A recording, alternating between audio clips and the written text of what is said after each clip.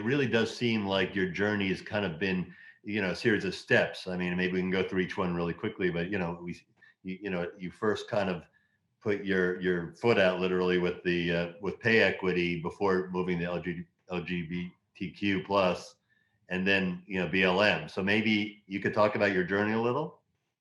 Yeah, I think it's just that, getting on the women's national team pretty early, being really excited and thinking that like my paycheck was really big and that was the first job that I had. And then, not that it wasn't big, but realizing it probably should be a lot bigger than it actually was, especially considering the historic success of the team, but also just the success of the team since I've been on it, coming out as gay, starting to understand more clearly policy and legislature and why marriage wasn't legal and how that all came about. And then obviously, the history of our country, which we really aren't taught.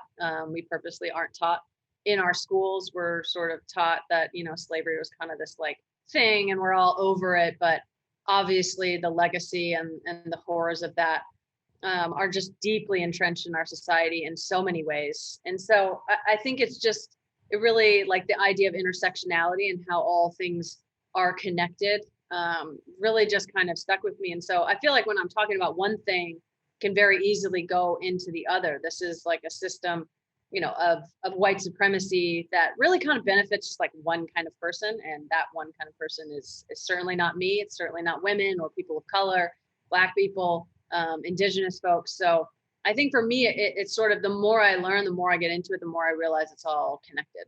It's connected, but as you pointed out in your memoir, there is a difference. I mean, you were talking about the difference in the reaction you got when you were the first white athlete, I think, to kneel following Colin Kaepernick's lead, and the difference, the public reaction that you felt different from pay equity or your advocacy for gays and lesbians. Oh, I mean, absolutely. There's no comparison, I don't think, to be made. I mean, I think we have a lot of injustices and discriminations happening in this country, but racial discrimination and racial inequity is America's sort of favored child, and one that we don't want to let go. One that we've really truly I don't believe and I don't think have ever really tried to let it go and try to reckon and have any sort of reconciliation, whether that's reparations or even just saying from the federal government or from the most important people that this is part of our legacy and we want to rectify that. There's just such a difference. I think I was very naive. Obviously I'm not a person of color, a Black person, so I haven't experienced the racism like that, or just the sort of the deep-seated and pervasive, nature and level of it. And so, yeah, my sort of initial, feelings or just actions that happened around kneeling were kind of shocking in a way to me. I thought that, people would at least be willing to have the conversation, but I think very quickly I realized this is not something people want to talk about, and therefore I need to talk about it much more. What would you have done differently during that time? I know you kneeled for one game, then you stood. I mean, you've had some time to reflect, as an activist with the spotlight on you, going back, what would you have done differently? If anything?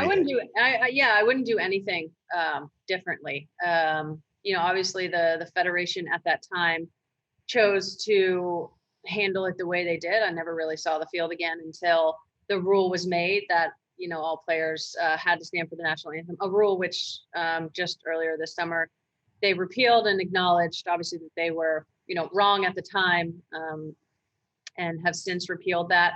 I mean, the only thing that I feel like I still struggle with a little bit is should I just have kept kneeling, even though they made the rule?